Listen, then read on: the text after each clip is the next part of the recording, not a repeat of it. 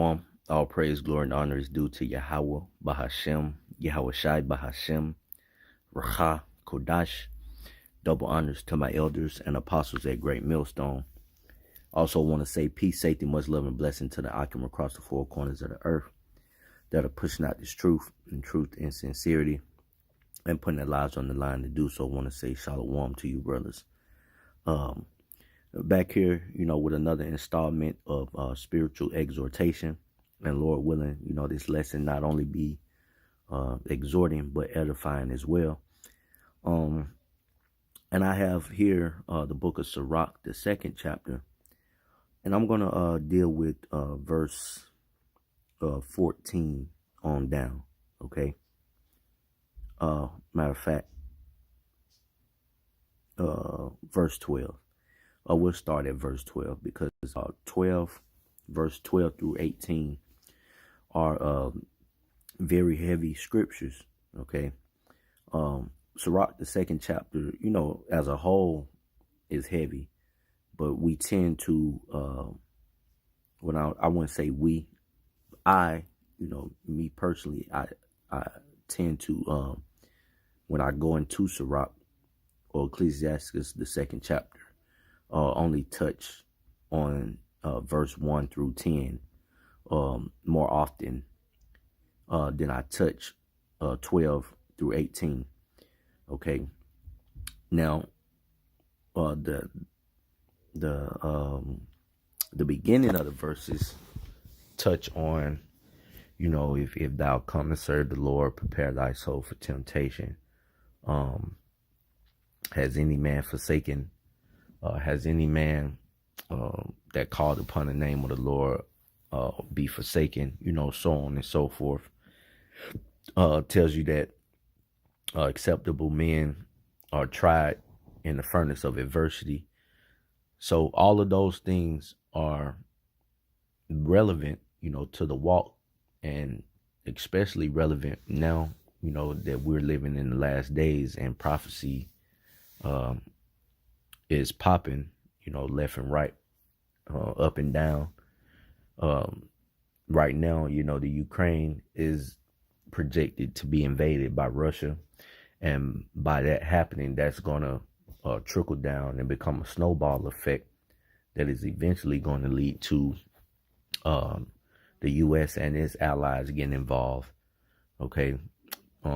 Russia and its allies getting involved, which will end to which will lead to World War III.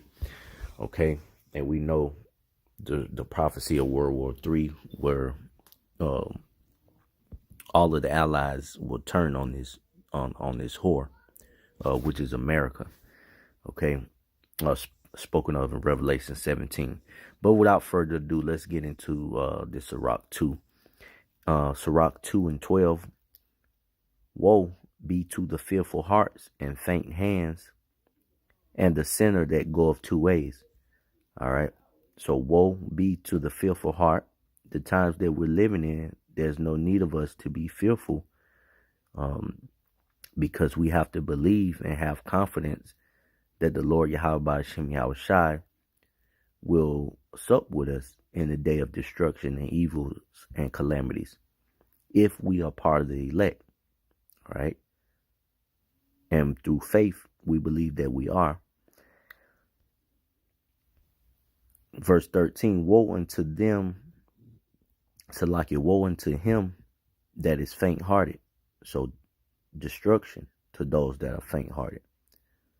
Those that are wavering and waving and withering, whether we are, in the truth, and that the words that Yahweh Shem Yahweh Shai has spoken are faithful and true. Now is not the time to be faint-hearted and questioning the Lord. Okay, this is a time when we should be getting closer and cleaving unto him and looking for him to be, our salvation. For he believeth not, therefore shall he not be defended. And there you go. If you are faint-hearted and you believe not, therefore you will not be defended. And defended by who? Yahweh Ba'Hashem Yahweh Shai. Okay? You won't be defended if you are faint-hearted and believe not. Verse 14, woe unto you that have lost patience. Woe unto you that have lost patience. All right? The word patience goes into long suffering. Okay? So we have to be long suffering because we know not the hour nor the time nor the day that he's coming. But one thing we are for sure about and we're certain about, that he is coming. All right. It tells us matter of fact, let me get that real quick and I'll get back here. Revelations 3:10.